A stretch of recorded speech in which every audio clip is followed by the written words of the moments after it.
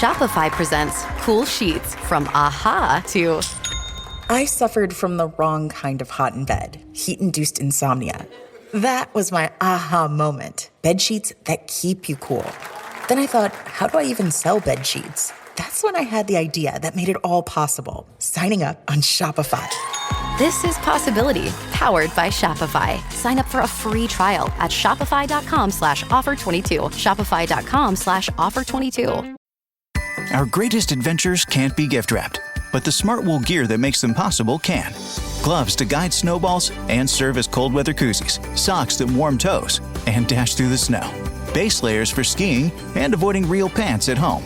The gift of merino wool is the comfort to experience more. But shopping with Smartwool is about more than just giving the magic of merino. It's about the endless memories they will make in it. Start their next adventure with 15% off your first order at smartwool.com.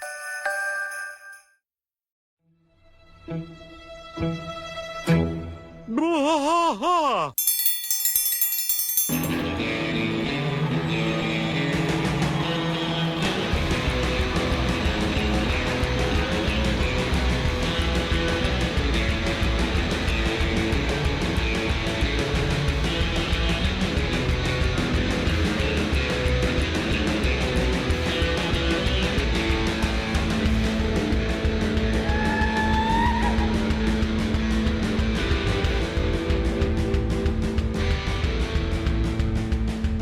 Bwaaa trash fight all through the night, deep in the heart of Texas. The trailer park is nice and dark, deep in the heart of Texas. Cat drinks his brew and he spits his chew, deep in the heart of Texas. The TV blares but no one cares, deep in the heart of Texas. Here we go! Hey everybody, welcome back to Bwaaa, King of the Hill Rewatch Podcast. I am Mike. And I'm Rusty. Rusty, we are all the way to Season 2, Episode 7. The 19th episode of King of the Hill. The man who shot Kane Skretteburg. It's our 19th Skretteburg. episode of King of the Hill. Say his last name for me. Kane Skretteburg. Skretteburg or Skretteburg. I know Bobby says it. Skretta, yeah. Yeah, it's like Skretteburg or Skretteburg. So this is a different one. It starts before the credits. Yeah, actually, before we dive into this, I wanted to go ahead and knock out some stuff on this real quick. By the way, like you said, first episode in the brand new studio. Yep, brand new studio. May sound a tad different. Hopefully it sounds better. But I think it is better. Yeah. Yeah, I like it a lot in here. Yeah, I do too. It's dark. So this is our 19th episode of King of the Hill, our actual 21st episode. I guess that would be for me and you on this. Yeah. So that's great. So I wanted to touch on the writer real quick. So the writer, this was actually written by Dale Gribble's voice actor, Johnny Hardwick, and directed by the same guy who did the Willie Nelson episode, Monte Young. And then another thing is the title is The Man Who Shot Kane Skretteburg. Well, there was a movie with, it was a John Ford movie with John Wayne and John Stewart called The Man Who Shot Liberty Valance. Yeah. So that's where they get that title from. Yeah. And a very famous old Western. Kane Skretteburg is actually Trey Cool, so it's another celebrity Trey Cool from the band Green Day. So that's another celebrity appearance. But the one I wanted to really talk about is we meet a guy right at the beginning of this show, and it's a guy called Pops. Well, Pops, I wanted to kind of talk about the voice actor for Pops because he is a prolific voice actor, and I feel like he deserves he deserves his props. So it's a guy. Props for Pops.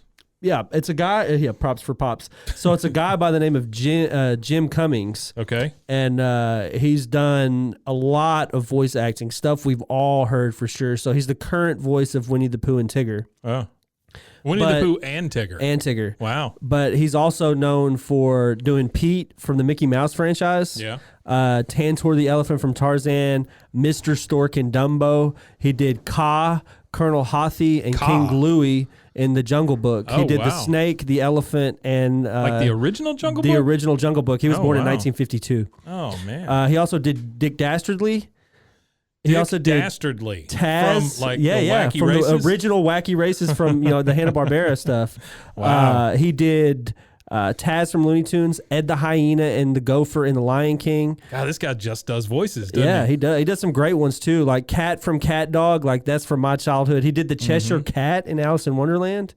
He did some stuff for the Aristocats. No, just a prolific voice actor. I mean, he did Bonkers, the Bobcat, the cop, Bonkers.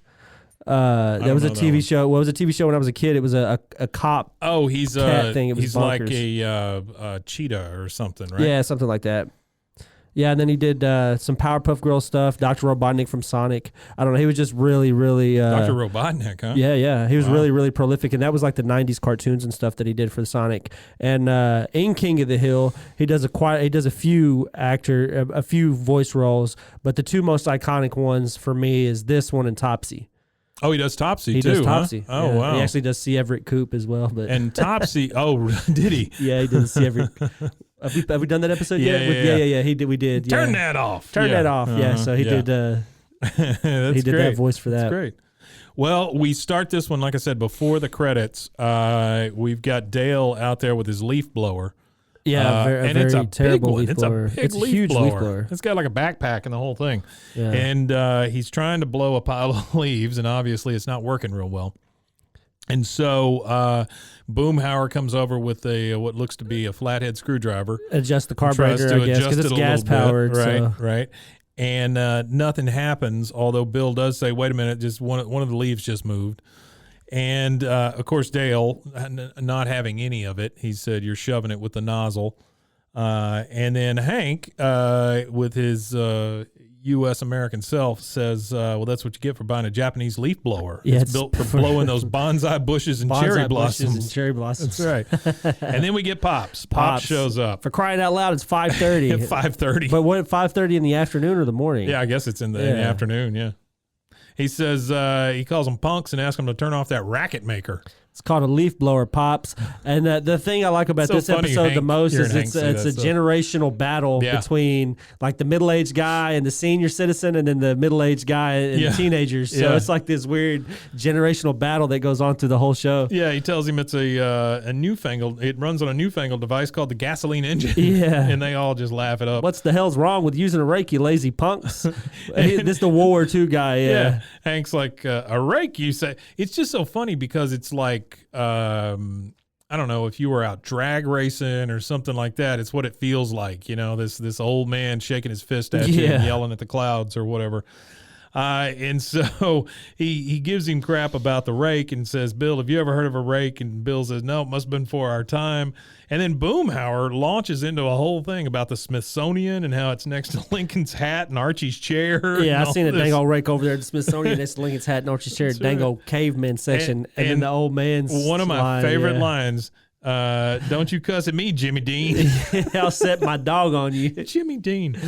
Yeah, it killed me. Now that was that's one of my favorite lines of this episode. So Pop goes ambling off, and Hank's like, "See ya, Pops," and Dale's, "Keep watching Touched by an Angel," and then we go right into the credits. Yep.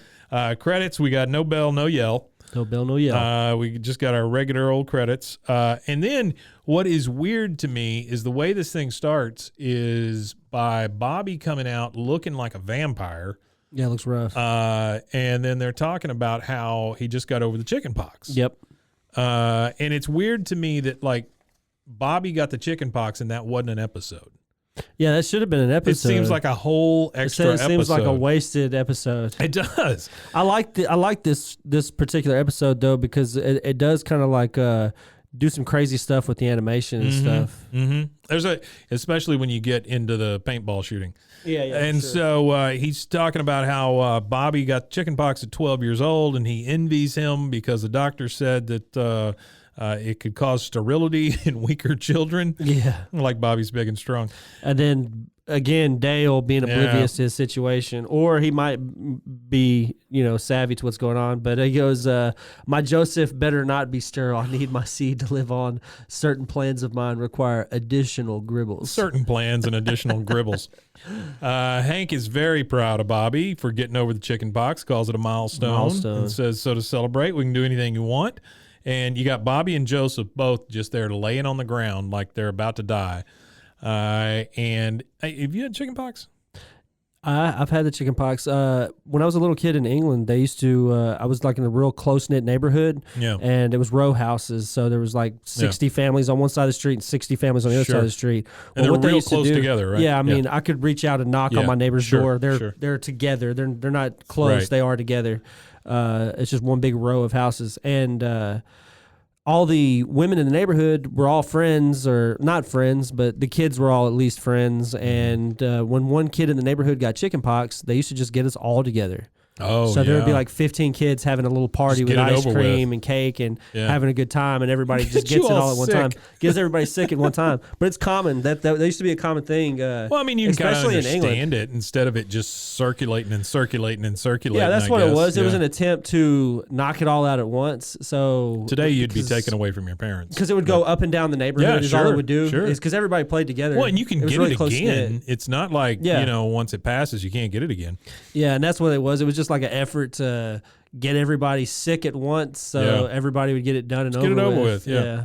Which is understandable. Bobby, chickenpox sucks. Very weakly says, "How about we go to the Family Fun Center?" Yeah, I like how they're talking here. They're both just like Joseph, war smooth like out. he's about to pass out. Yeah. Yay, the Family Fun Center. They have go-karts, skee ball, and mini golf. And then so Bobby's line, this is one of my favorite lines, where he says, "I like their blood pressure machine." Like what the hell? So he's asking Hank if they can go. Yeah. And Hank, before he can agree to it, he starts hearing some loud rock music coming from down the street.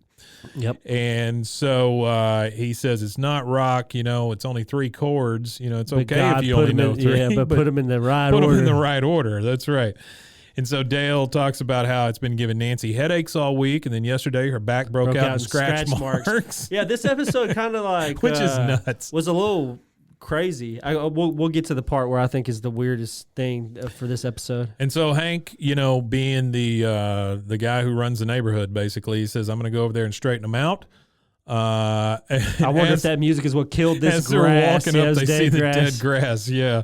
And he says, "Fellas, could I have your attention?" And Bobby is overtaken because he's like, "Wow, Kane Skretteburg, you're the 12th grader who put 'don't' on all the stop signs." And he just said quietly, "Peace." And then you hear Bobby go, "Wow." Wow. He's always infatuated with the weirdest stuff. And so Hank is like, "Hey, fellas, my name's Hank Hill. I'm the block captain.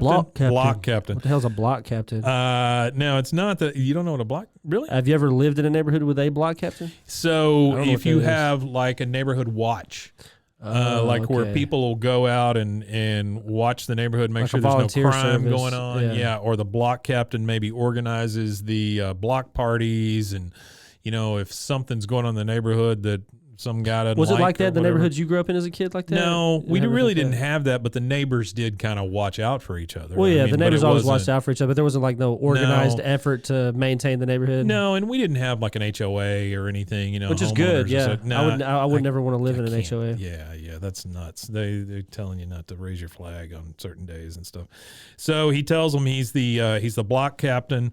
And he says, "No, it's not that I don't like music." And then, of course, the kid in the back is recording that on his keyboard, and he starts pressing the button. It's not that I don't like music. Not that I don't like music. And Hank is like, "Okay, just cut that out. This is serious." And then he looks over and he's like, "My Lord, you've got 5 plugs and 1 outlet here." And the funny thing is that when you look at these plugs in this outlet, they're all frayed. Like they're frayed. Wire they're wired together. Yeah, they're all wire nutted together and everything. Yeah. And I don't know. It looks like a catastrophe waiting to happen. He asks him if his father knows what he's doing there, and of course Kane comes back with, "My dad's dead." Hank's like, "I'm sorry, I didn't know. My condolences. Does your mother know that you're doing this?" And he goes, "My mom's in prison for killing my dad." And then he gets pissed. He's like, "All right, you're joking." He goes, "Well, I've got a sense of humor. I laugh at Tony Danza." And then they get that on the keyboard. "I laugh at Tony Danza. I laugh at Tony Danza." Yeah. And then he's like, "Well, but of course, if you're not joking, I feel bad and I apologize." So anyway, Hank gets... this is one of my favorite parts right here where he gets very gets pissed off and he goes, "All right, that's it." He goes, "I'm going to count to 3. 1, 2, 3. And then the band breaks into the music. That's right. Yeah. Hank's like, "I'm not horsing around. Lucky for you, don't have time for this right now." And he's screaming over the music. And he's like, "Come on, Bobby, let's go to the Fun Center." And then you hear the band, "Fun Center, Fun Center, blah, Fun blah, Center, blah," and they're just playing. Bobby wants to know, well, as they're coming up to the fun center, Bobby's singing the song, Fun Center, Fun Center. Yeah. And Bobby and Joseph are there, and he wants to play paintball, right? They both want to play paintball, and they're like, hey, Dad, please, can we play paintball? And Hank looks at it, and he goes, now, hold on a minute. Let's see. They give you kids guns, and they let you shoot at each other? Yeah, okay. That's great. Speaking of the particular Arlen Fun Center thing and Kane's band, so a little bit of trivia is they do show up later on in the band does? The band, yeah, and the Arlen Fun Center. The band inside of the Arlen Fun Center playing. Oh, wow. But it is a way later season. It is in like the last season of the show, and the episode, funny enough, a play on Metallica. It's called Master of Puppets. Is the name of that episode. Okay. So very cool. I thought that was pretty neat that they I just kept wonder the band. I just wonder as you get into a series like this, if you do look at the big wall and start seeing all the characters you've used and all the situations and stuff, so you don't repeat things, and and then you go, oh, we could use that over here, we could use that over here. It's like The Simpsons. The Simpsons does that. I can't really imagine good. What their wall looks like. Their wall's insane. Well, they have like it's got to be show Bible after show Bible after show Bible. They have some of those just those graphics that are made, those fan art graphics where they combine all of them and make them like a background for like a computer or something. Yeah. And you look at it and you're like, man, there's like hundreds of characters here that they've created. Yeah, absolutely. So my favorite Simpsons character, Simpsons character is Bleeding Gums Murphy. Really? The saxophonist? The episodes with what's her name? Lisa and him. Yeah. Those are some of my favorite episodes. Where after he dies and the whole thing. And he's in the sky and he's always talking about her, telling her to follow her dreams and play, be a musician and play saxophone and stuff. So the kids are out playing paintball, and Hank is like, okay, great. They'll be out there for an hour or two. We can get some nice, relaxed, and they're at the driving range. Yeah. And then Dale's like, ball guy. And so they just start chucking balls at this poor chucking guy. About the guy out there with the poor guy. He's got on like this huge padded vest and a helmet. He's got a helmet on and the whole thing, and they're just pegging him in the head. Pegging this guy with balls. He's a target, not a ball guy. It's really terrible. And then Joseph comes running up, and so does Bobby. And Joseph's yelling at Dale. Some older guys cornered us in a hole, and they kept firing and firing. They're just covered in paint. And Bobby's like, they made us eat leaves. Yeah. And so, of course, Hank is pretty pissed off. He's like, what? Who did this to you? And Bobby's like, well, it's Kane Skretteburg. And so Hank is off to take care of this situation. And of course, he walks up, and then they're kind of sitting in front of like a concession stand or something like that. But it's Luann is leaned up against him. And Luann has got to be like a moth to this flame. Yeah, and it's kind of funny. She loves Bad Boys. She loves all this stuff. Yeah, it's kind of funny that she's comes up to kind of, I don't know if she's flirting with him or she's being real naive, which I think she's just being naive because later on when she's hanging out with Buckley, she says, he told me to bring a friend for the drummer. For the drummer. Yeah, so I feel like she doesn't have any bad intentions. It was just a dude with a band. I love how she's looking at his flyer and she goes, wow, this is a really good Xerox of you. Yeah.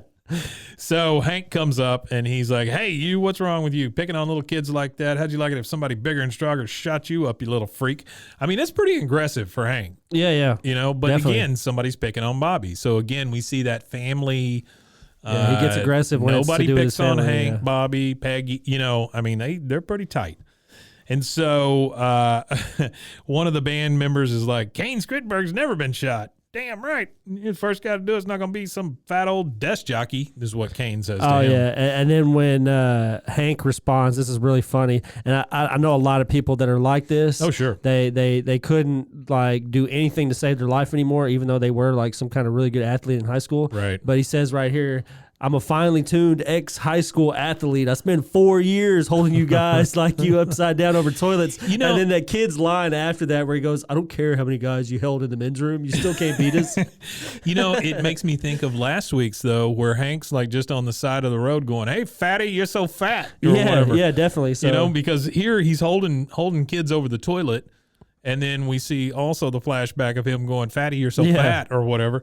Hank was not a nice person. No, honestly. He wasn't. Yeah. No, he wasn't. He was a jock. He was a jock for sure, and he played the part well. Yeah. Not a lot of. I feel like that's you don't really see that a lot anymore. Now when you see kids that are in sports and stuff, like there's a few videos I've seen, viral videos, of course, so I guess it's not everybody, but you see a lot of there was one that I saw specifically where a high school kid had sat by himself for lunch for months, and then one of the athletes had noticed that he'd been sitting by himself, so they made it a point to all go sit with him every day for lunch. So I thought that was kind of cool. I feel like society has gotten more inclusive, but also more isolated at the same time. And the isolation, I think, comes from social media and things like that. Being in your own echo chamber. Yeah. I think that's absolutely right. So Hank turns to Bill and the boys and says, what do you say? You want to teach some punks a little respect? And they're like, Bill, very little. No, that was Dale. Dale said very little. Yeah, he said very little. So they are off to the paintball field, and the guy there is telling them, this is capture the flag. Basically, you bring back over here. When you get hit, you're dead. Hank is giving his guys a pep talk. All right, man, let's paint some ass. And so they're out looking for the guys, and he says, okay, I think we're closing in on them. They're out hunting through the bushes. Yeah, this part's funny because he tells them it's only talk if you have something important to say. Yeah. And then they're walking through the forest or whatever, these little wooded area, and then it cuts again. And then you see Bill and all of them hunkered down, and Bill goes, I got some important news in the mail this morning. Did you know that thanks to Colonial Valley, I can purchase term life insurance for only pennies a month? Boy, I'm glad I opened that immediately. And then I don't remember what Dale goes, you going to do it, Bill? He goes, I can't afford not to. Like, that's the important thing you got to say. Yeah. Hank is like, okay, this is it, guys. Everybody hunker down. Okay, men, this is no time to go easy on these punks. That's the mistake their parents made. Yeah. And then you hear Kane Skretteburg, they're over here. I heard the ball guy split his pants. Yeah. Yeah, because whenever they go to hunker down, that you could hear their knees popping. They're all groaning to get down. Guys. Yeah. So they got him.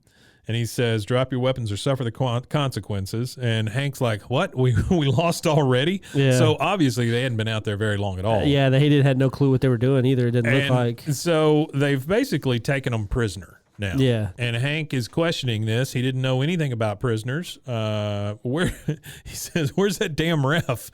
And so they take them in front of all the golfers. They take them to the fence, so at the driving range, because the fence of the driving range backs up with the course for paintball. Yeah, and Kane, of course, is attention golfers. We've captured your comrades. And Hank is like, keep your eyes on the ball. Nothing going on here. Hank's trying to deflect. Hank's embarrassed. He's embarrassed. At this point. Yeah. He's got like 4 teenagers holding him up with a Tippmann paintball gun. And which I don't understand. I mean, it's just a paintball gun. But anyway. that paintball gun too. The trivia on the actual paintball gun model that they have. That's actually a very extremely common model that was used in rental facilities. I don't doubt that specific model. It's like a Tippmann something or another. A Tippmann. And so Bobby, of course, is watching. And he goes, that's my dad. Yeah, that's my dad. So that's a little rough.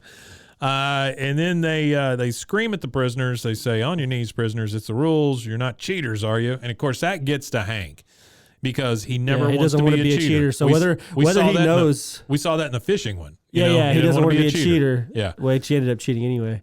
But he ended up cheating twice, actually. Sure. He cheated to get out of the trouble as well as cheating by buying cocaine. But he did not buy a frozen fish. No, he did not. So, he had a little more integrity, I guess, than Dale. Hank is still trying to keep his couth here, or trying to keep his pride. And he says, these kind of games go back and forth like basketball. They're in the lead now, but we're coming back. And then they shoot one of the guys. Yep. He goes, wait a minute. You can't just execute my men. Yep. And then they're like, later, Pops. And, of course, this gets right to them because now they're Pops. Yeah, God, how humiliating. Yeah. So he's humiliated here. Well, the how humiliated is freaking ball boy. Yeah. And he's out there being chunked and hit by the balls, and he's like, oh, how humiliating. When he's it's looking funny because I remember this phase in my life where my dad was struggling with the fact that I was becoming, older, and that's what it looks like. This whole episode is just like Hank having so much trouble. It didn't even seem like anybody else but Hank is having the most trouble with the fact that he's aging. Yeah.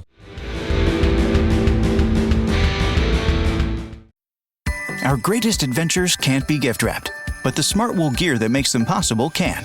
Gloves to guide snowballs and serve as cold weather koozies, socks that warm toes and dash through the snow, base layers for skiing and avoiding real pants at home. The gift of merino wool is the comfort to experience more. But shopping with Smart Wool is about more than just giving the magic of merino. It's about the endless memories they will make in it. Start their next adventure with 15% off your first order at smartwool.com.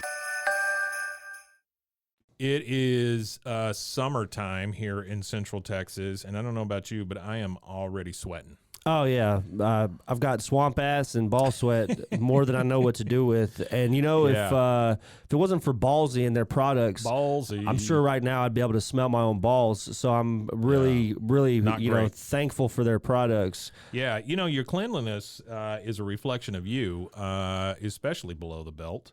And you know, I think about cleanliness a lot because, like, I've got a beard. I've had one for a long time. You've got one. But I never really think about taking care of my down under as I do my face.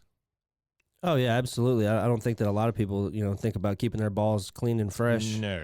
I think that's an endemic in males is keeping our groin area clean. Yeah, because, I mean, it's no secret that balls are prone to odor, sweat, irritation. So you need something like Ballsy. Yeah, so guys, you need to upgrade your balls game with Ballsy. Yep. They've got quality, long-lasting products formulated to keep you fresh, comfortable, and confident. And for me, I tried out the Ballsy trimmer, the beard trimmer part of it. I shaved my mustache with it. That's the cool thing. It comes with both heads. It comes with both heads. So it's not like you have to use the same head on your face as you do your intimate regions. Yeah, your intimate regions. Yeah. So they got your sack covered with a ball wash, sack spray, and more. And I'll attest to the ball wash. My balls have never smelled cleaner and felt fresher ever in the entirety of my life. So yeah, I took a small sample of friends and family, and they said my balls smelled wonderful. Well, that's good. Yeah, that's good. My dog it told was me uncomfortable after that. Yeah, I'm sure it was. Yeah.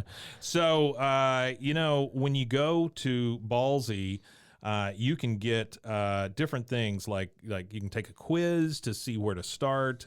They have a sack pack. The sack pack has all of it. It's the ultimate trifecta. It is the ultimate trifecta of products specially formulated to take care of your most prized possessions, which should be your balls. And the big thing is it is made right here in the U.S. of A. In the U.S. of A. That's right. And it always will be. Always will be. Or so tell the people at Ballsy. Or so says Ballsy. So and says they Ballsy. have over 200,000 currently satisfied customers with a 30-day money-back guarantee. So you've got to give it a try. Yeah. There's no risks involved. Yeah. And the only thing that could happen out of this is clean, fresh balls. That's what I'm saying, right? So what you need to do is go to ballwash.com, put in promo code KOTH, as in King of the Hill. So ballwash.com, promo code KOTH, and you'll receive 20% off your order of $50 or more. That's 20% off when you go to ballwash.com and put in promo code KOTH. So says Ballsy. Balls. Hey, Rusty. Hey, Mike. Your dog deserves tasty, healthy, real food, not kibble. Don't give him kibble. No, I like to give my dog food that's created by a vet that exceeds all industry standards. There you Fresh go. dog food, stable life. A stable shelf life and affordable. This food here, Sundays for Dogs, Mike. It's Sundays for Dogs. It's 40% less expensive than leading fresh brands. Yeah, and it's like you say, it's created by a vet. It's shelf stable, which I don't get those dog foods that are in the freezer and refrigerator and stuff. That just seems like a lot. I've got a friend of mine who makes his own cat food, which is weird. But it's especially weird when you could get it from Sundays for Dogs. That's what I'm saying, right? I mean, he's got cats, so he's weird anyway. But well, he could feed it Sundays for Dogs. Feed his cats to Sundays for Dogs? It's created by a vet. It's fresh dog food. It's customized for dog size, breed, and activity level. So all he has to do is take a quick quiz and see if it's right for his pup. Yeah, you just go to sundaysfordogs.com. You take the quiz. Best part about all this, well, let me tell you about some of the benefits first. You're going to get increased excitement from your dog about eating, which my dogs are not super excited about eating because I buy them junk, but not anymore. You'll get better stool, which, if your dogs stay outside all day, that's a big deal. You'll get more energy out of your dogs, improved weight, softer coat, just a better life for your dogs if you feed them this my stuff. dog loves it. It's real easy for her to eat. She's an older dog, but it's really easy for her to eat. And she's 104. She's 104, yes. Right. And the fact not that in it's dog years, not in dog years, in human years. Yeah, she's extremely, extremely old, and I think it's due to eating Sundays for dogs. Sure. Which the quality ingredients are really good for her health. The crap they put in, a lot of the store brand stuff is just junk for them. Yeah.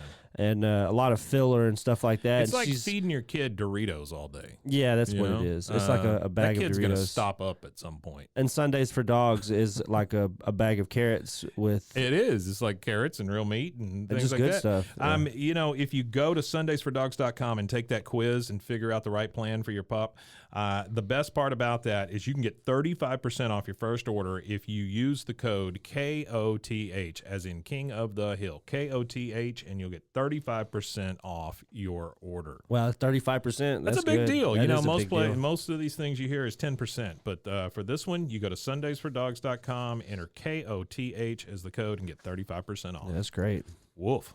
Bwaaa tries to fight all through the night, deep in the heart of Texas. And so this is obviously a commercial break, and we'll be right back after this. So we're back, and now we've got Hank in bed, and he is very, very upset about what's been happening here. Yep. He is tossing and turning. Peggy doesn't seem to be tossing and turning, but Hank is, and he is seeing some real visions here. I think this is where you were talking about the animation stuff. He's seeing it seems like visions of Nam or something.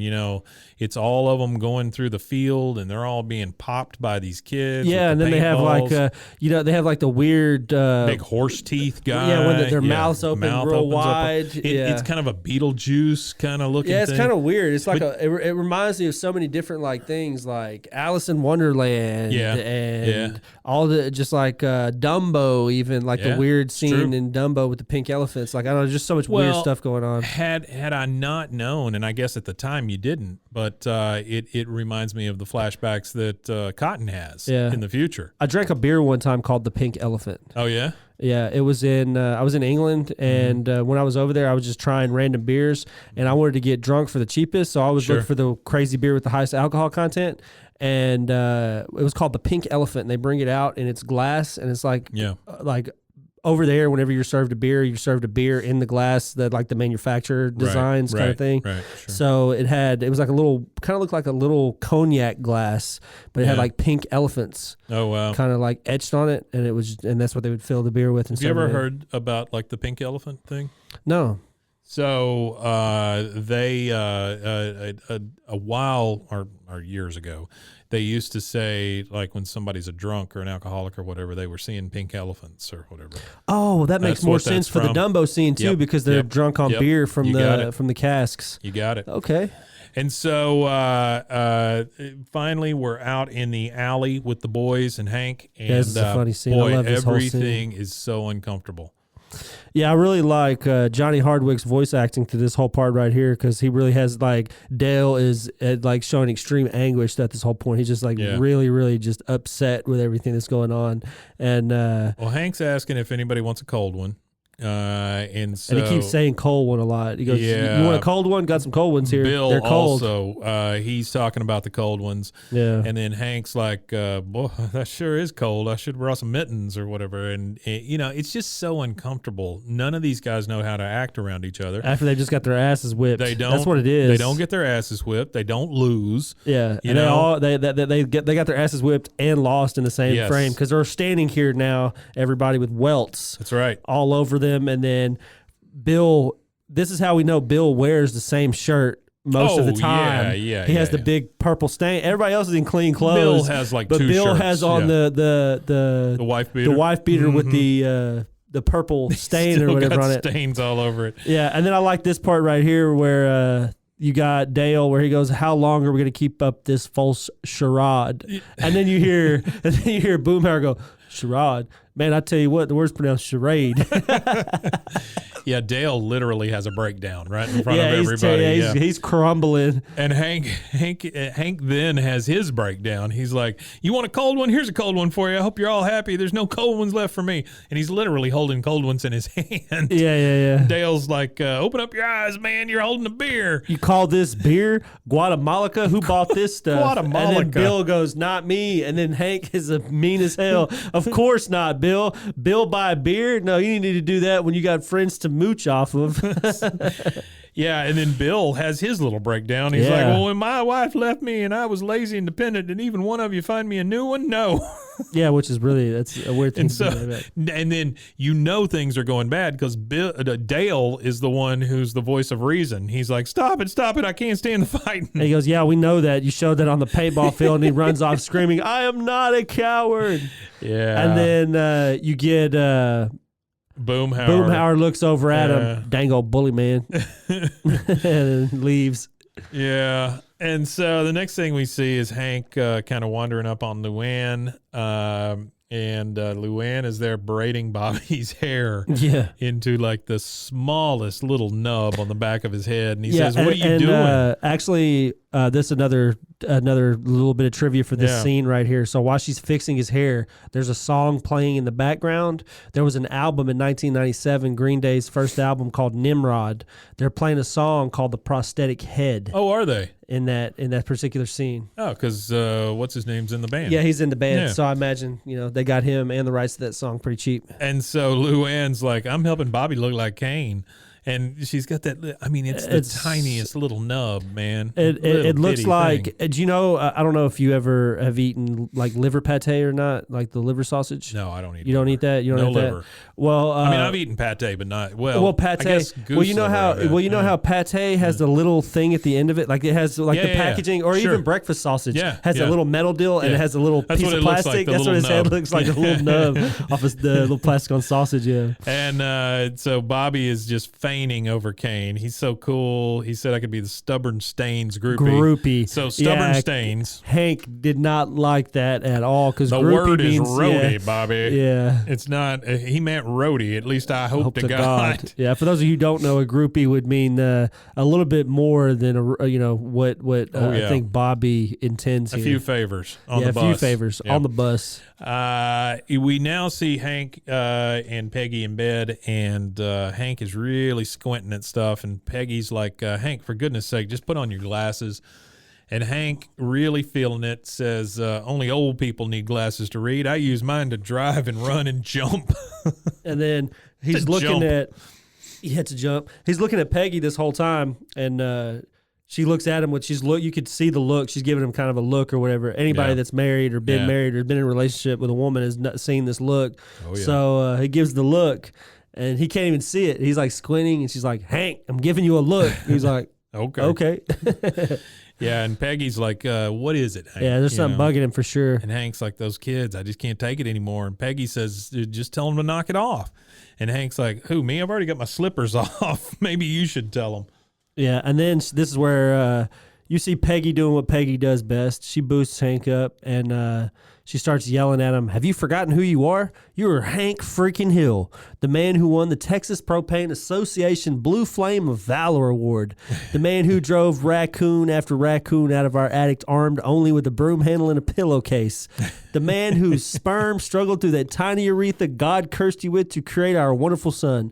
Now you go back out there and get yourself a rematch." That's really fantastic. Yeah, I like that. It's a great scene. You very rarely see Peggy lay down the law like this, but boy, she is. When she does, she lays it down. Oh, yeah. Definitely. And she's then like, she... Hank, you got to get your crap back. And then she gets, tries to put all this confidence in him, and he goes, "You really think we could beat them this time?" She goes, "Well, I know a few raccoons who would say Hank Hill can do anything he puts his mind to." Okay, so this particular scene... Yeah.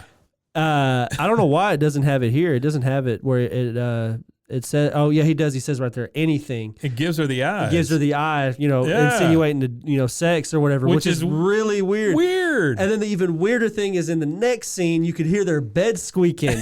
Which is really odd. And that's when when Bobby's like, "Dad, the raccoons are back." That was the weirdest thing for like from all the other episodes to this one. It's super that is weird. The weirdest part of that. Remember, the show was written by, this episode was written by Johnny Hardwick. Oh yeah. So it's a little off. it's comedy. I mean, that's what it is. Nice. They used, Great and there's job. so many sitcoms that have used that particular deal that he's sure. doing right Yeah. there for a cut scene to cut to the next scene of the show. They'll start off, definitely. they'll be in bed, and then boom, Yeah. the next day kind of thing. See a train go through a tunnel. Yeah, well, Fireworks go yeah, off. something like Something. that. Yeah. Yeah. What's weird to me is that Hank has kind of been emasculated, and then Once he restored his confidence, and then he asked for sex. confidence basically. restorified. Yeah, that's another favorite show of mine is Squidbillies. Oh yeah. They got a lot of. That's one of the things he says on there is confidence restorified. So now Hank has presented it to the boys. He wants to do a rematch, and Dale's like, rematch? I thought we'd never discuss the horrors that we saw in the killing fields of the Fun Center. Yeah, the killing fields of the Fun Center. And so Hank is like, it's time. This is not over. We're not losers. We're not quitters. He's talking his boys back into it, And Bill is like, those paintballs really hurt, don't they? I mean, I'm just saying what everybody thinks, right? And here goes Hank. He's launching into the confidence that Peggy just gave him. He's like, the way I see it, we're at a critical moment here. Is this when we start turning into weird old guys of the block who can't open up the doors without finding a flaming fudge bag on the map, or do we fight back? And so the boys are in. They've gotten their pep talk from their block captain, from their blocker from the football team. Mm-hmm. I mean, they got it. Right? They're ready. Or from the running back, I guess, from the football team. Whatever he was. They are ready. I guess him and Bill were running backs? Bill was the bulldozer, so he was a blocker. Oh, okay. Yeah, and Hank was, I believe, the running back, right? No, I think wide they were receiver? both. I think they were both running backs. I don't know. Or I don't know. I know for sure. We'll find out soon. I know for sure Bill is a running back because he's the bulldozer. This is time for our fact checker to check in. Yeah, there you go. Yeah. So, the boys are in now. They are ready to go. I think we should fight. We should fight back hard. And then Hank, he marches up to the boys in the band. He's like, rematch tomorrow, noon. If you got any guts, you'll be there.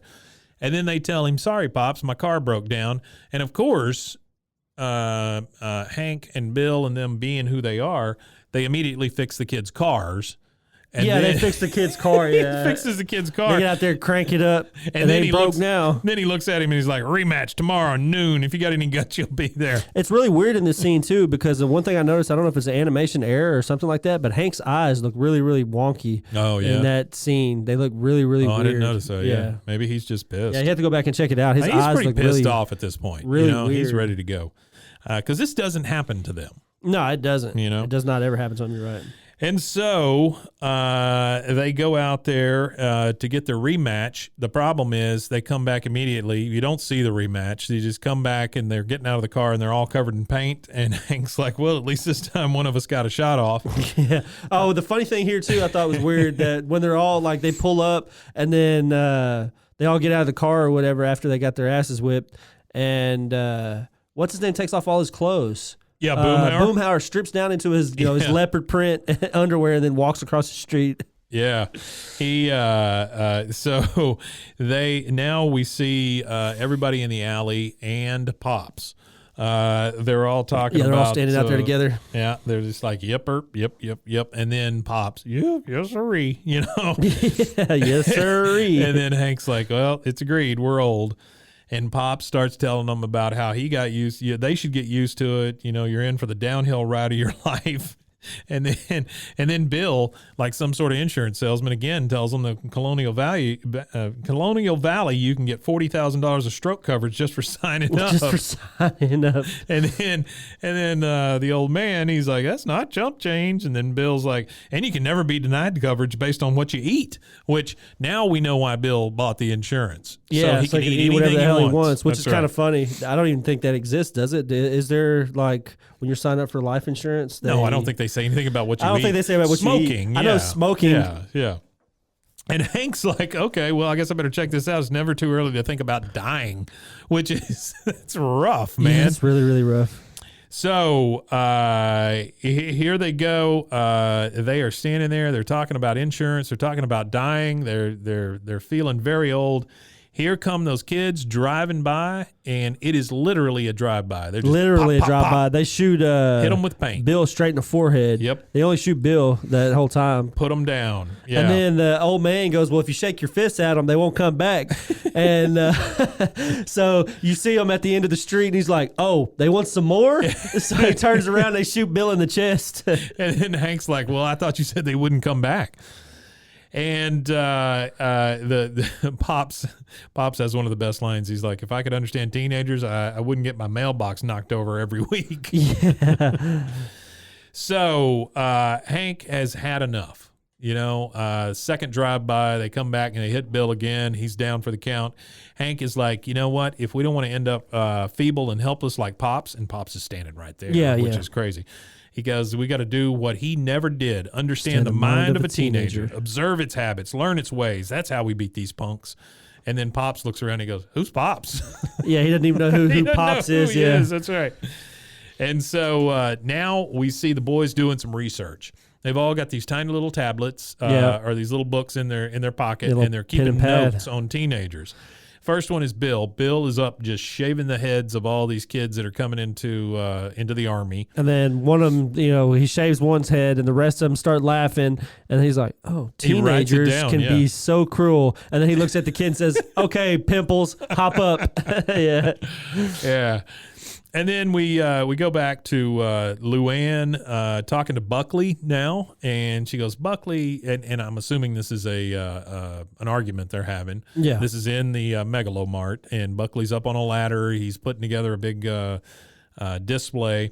And she's like, Buckley, I'm not going to Kane's concert as a special guest. I'm going as a special guest, not his girlfriend. Yeah, so she's already talked about Buckley's getting, I guess, testy about Buckley does not trust this guy. And then she says, well, if you're so worried, come with me. And this is the the scene earlier goes, can you tell me, sorry, Kane told me to bring a friend for the drummer. That's right. You mean it?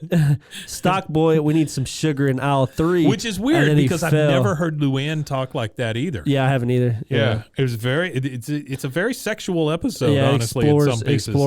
Explore some stuff in some places for sure. And then Buckley falls into the display, and we get Hank there watching with his little pad, and he goes, teenagers are clumsy around girls.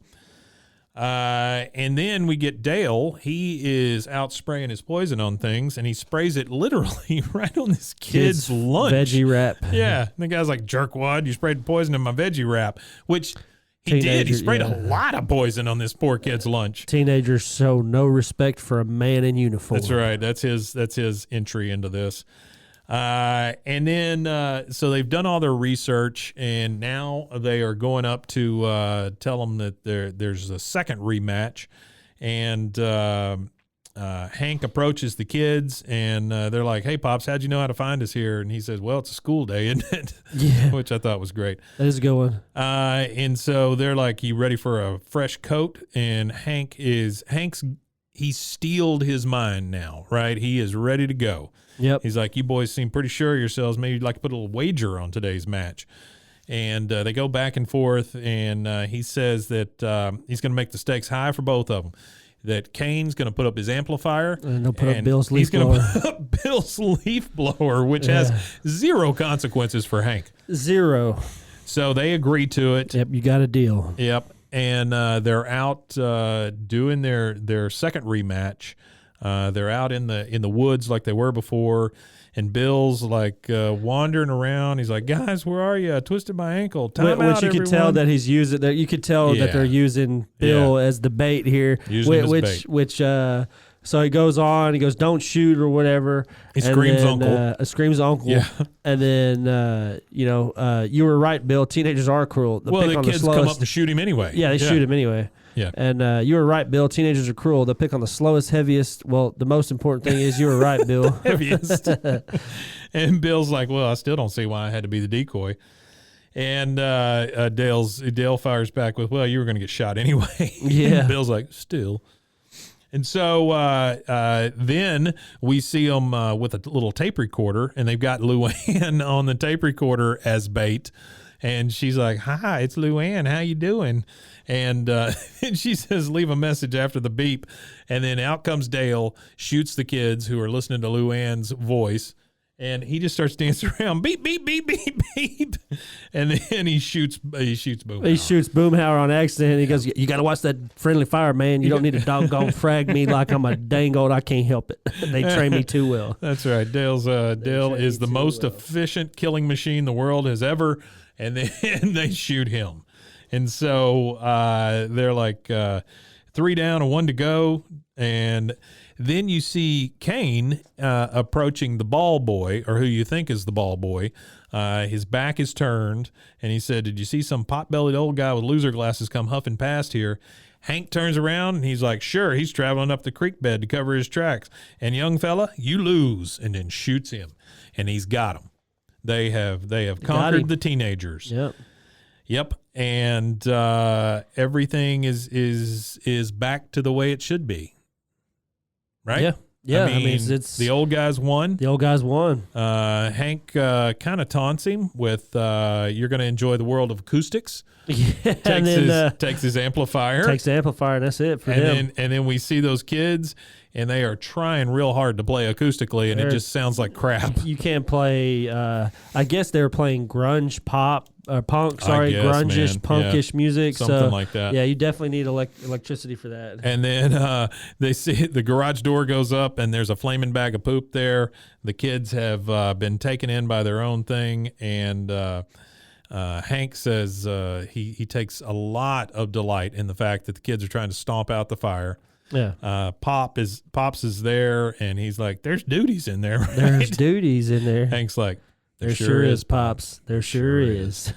And that's it, man. We go to credits. And then the stinger is, Dad, after the raccoons are back. That's right. That's right. There we go. Season 2, this is it. episode 7. It's a really good one. Yeah, it's a really good one. It's a Johnny Hardwick written episode, and those seem to be some of my more favorite episodes and some of the more eclectic episodes, I guess, if you will. It's very different. Because he also wrote 2 other episodes that are kind of eclectic, I think. Hank's Got the Willies and King of the Anthill. Yeah. So he also wrote those 2. Johnny Hardwick did. Okay. Yeah. I didn't realize he wrote the one about the ants. Yeah. Those are the 3 that he wrote that we've done so far. There's more that he's written, but that's as far as we've gotten with that, which is really good. Yeah. So he was actually yeah, you could edit all that out. Just go ahead. Yeah, you could edit all that out. It's okay. I don't know what I was going to say. That's all right.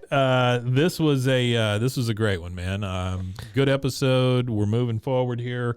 Yeah, it's a really good episode. November week. 16th, 1997 was this episode. So we're in the fall of 97 TV with this one. Yeah. We will have season 2, episode 7 next week. Nope, this is episode 7. Oh, I'm sorry.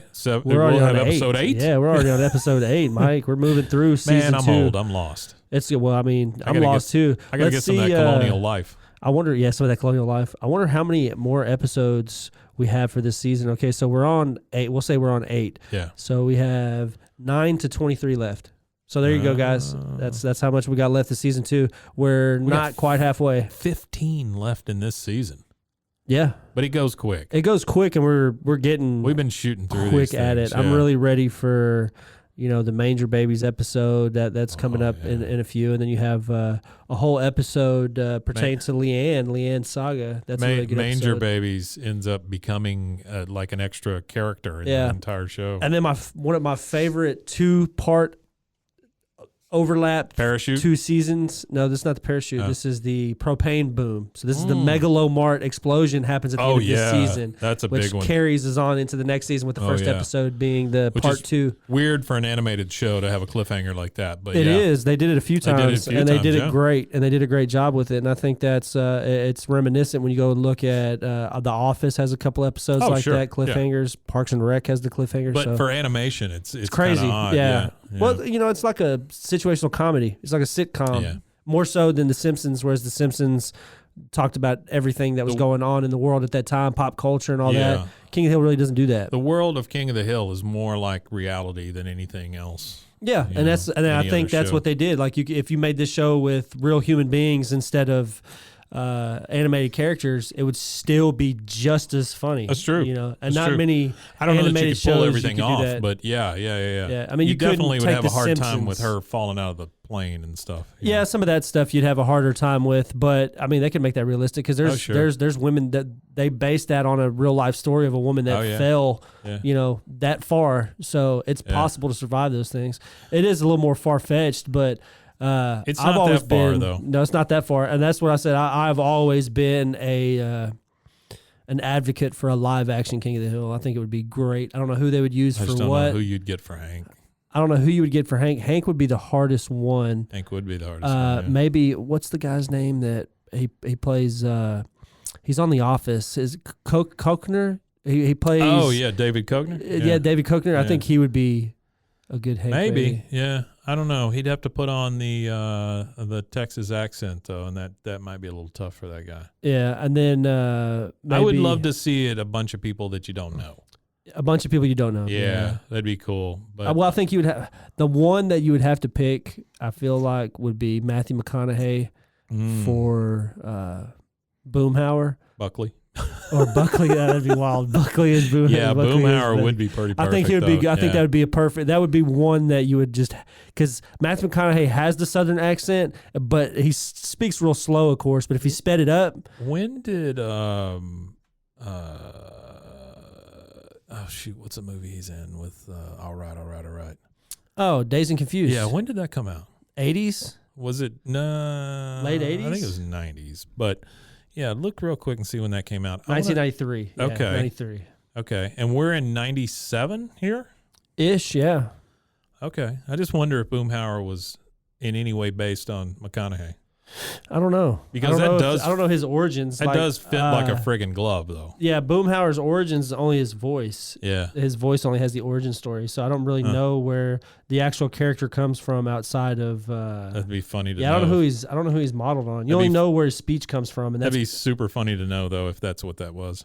Yeah. That's just from the dude that called and left a voicemail or whatever. Yeah, I remember us talking about that. But as far as that goes, I don't know. It doesn't really. Well, I might have to look into that. This is your chance, Mike Judge. Let us know. Yeah, let us know. It doesn't where did Boomhauer come from? Was it based on Matthew McConaughey? All right. Yeah, he drives a 1969 Dodge Coronet Super Bee. That's about. Oh yeah, that's about right too. Yeah, that's about as far as you get here. He favors animal print bikini briefs, which we saw in this. He wears Calvin Klein CK1, and he's a strict non-smoker who carries a lighter implicitly for emergency uses or for lending. I imagine, and this is something my dad taught me. He said, always carry a lighter on you because if you're out and you see a woman that smokes and she doesn't have a lighter, you've always got a reason to strike a conversation. Ah, that's funny. Here, lady, can I help? It's bar etiquette. I imagine he got that because my dad was a big bar fly, you know, growing up. So I imagine it was bar etiquette. To, you have the lighter, like, oh, yes, ma'am, I got you. Oh, how are you doing this evening? You know, you want to have a seat? That's funny. Well, man, tell them where they can find us. Guys, you can find us at BWAAAKOTH. That's Bwaaa KOTH on all social media platforms. Twitter, TikTok, Instagram, Facebook. Twitter Talk. Yeah, Twitter Talk. Instabook and Facegram. That's it. Well, man, I had a lot of fun, just like always. Always. And we will see you again next week. Wimatanye.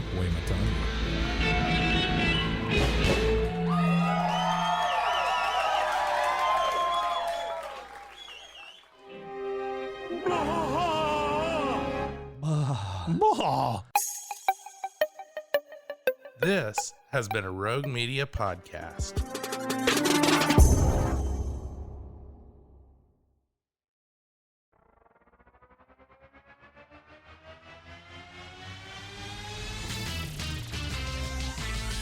Frozen, heroes. Gonna tell you about frozen heroes. Gonna tell you about. Hey, I'm Zach. And I'm Mike. And we have a fantastic new podcast to tell you about. Bros, Foes, and Heroes. It's the two of us looking into the world of comics, breaking down some characters that you may have never heard of, and some that are just absolutely ridiculous. Yeah, so Zach comes up with a character each time, and I go into it just completely blind. I don't know who this person is or what their abilities are or anything, and basically I guess we kind of go over their origin story and just some of the ridiculous stuff that maybe, especially Golden Age stuff. Oh, Golden Age stuff is always the best, and we will make sure to highlight all of the shenanigans and just absolute weirdness of everything. Yeah, that's right. So subscribe today and follow us on Instagram at Bros Foes Heroes. And if you don't, I know where you live. Not really, but please subscribe. Bros and foes and heroes. Gonna tell you about bros and foes and heroes. Gonna tell you about.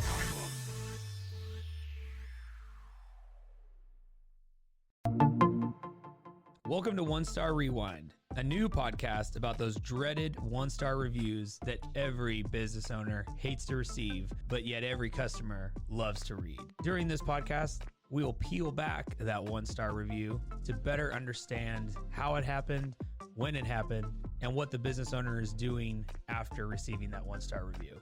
This podcast will be about love, hate, and laughter. On One Star Rewind, we will meet with real business owners who will tell their stories and how they do rely on reviews for their business. Follow us on Facebook, Instagram, or download us at roguemedianetwork.com. Please subscribe, but only rate and review for not a one-star review. Join us each time for a new review and a new story.